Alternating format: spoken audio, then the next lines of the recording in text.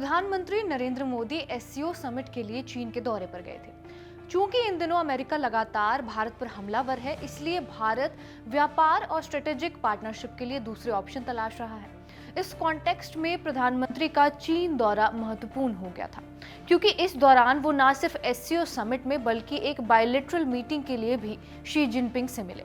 Jinping से मुलाकात हुई, पुतिन से भी मुलाकात हुई, तस्वीरें भी आई और लंबे लंबे एनालिसिस लिखे गए।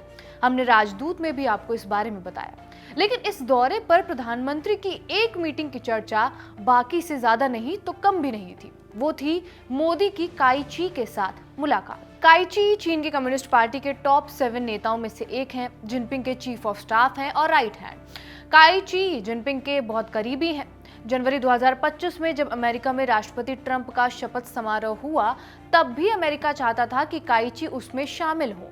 भारतीय विदेश मंत्रालय के मुताबिक मोदी ने काई ची के साथ भारत चीन रिश्तों को लेकर अपना विजन साझा किया।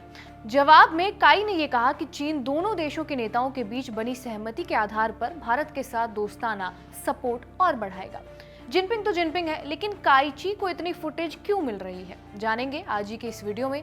नमस्कार, मेरा नाम है रिया शर्मा और आप देख रहे हैं खबरगांव, जिसमें हम शी जिनपिंग के राइट हैंड काई ची को डिस्कस करेंगे।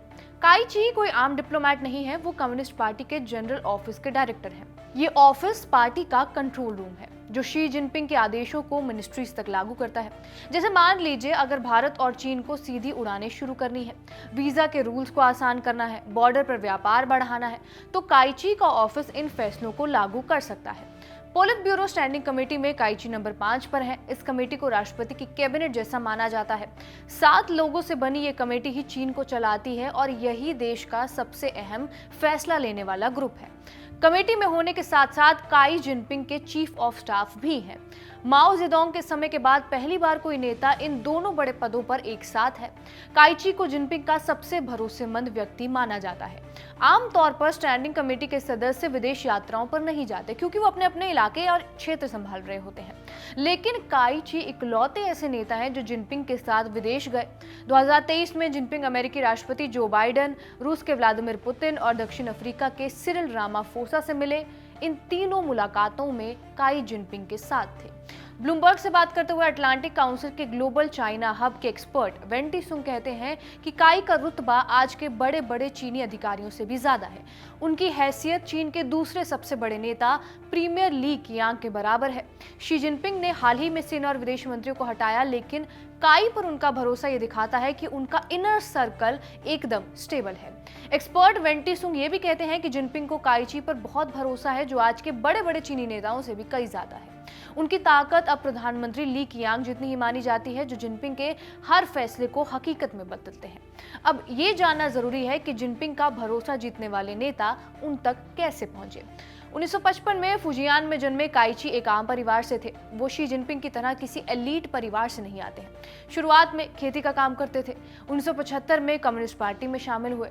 1978 में जाकर काई ने पॉलिटिकल इकोनॉमिक्स में ग्रेजुएशन किया।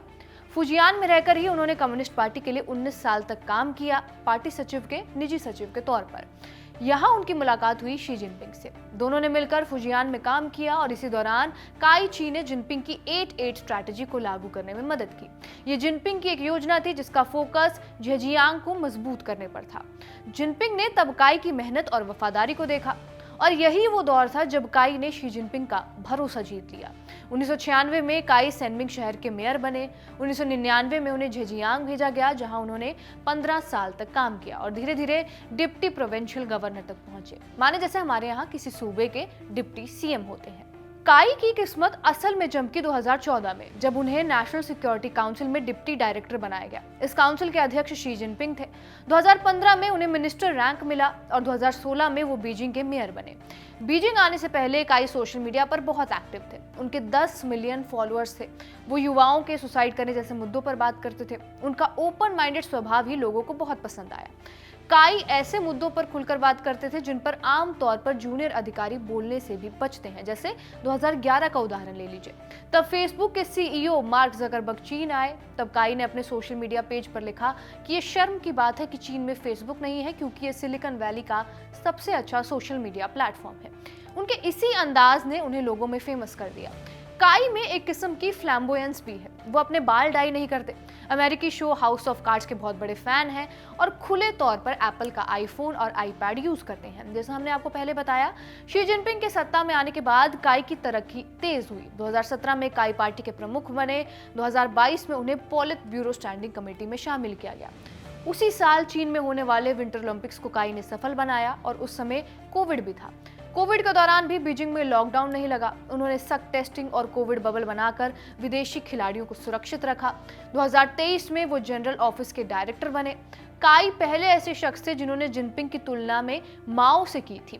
उन्होंने कहा, Jinping is piloting at the helm, यानी वो नेतृत्व की बागडोर संभाल रहे हैं। ये वाक्य पहले सिर्फ और सिर्फ माओ के लिए इस्तेमाल होता था।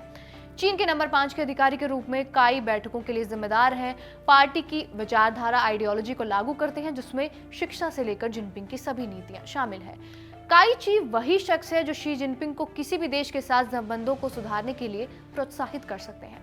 इसी कारण पीएम मोदी की काई के साथ ये मुलाकात इतनी अहम बताई जा रही है, क्योंकि जिनपिंग जो भी फैसला लेंगे उसमें काई का फीडबैक बहुत मैटर करेगा।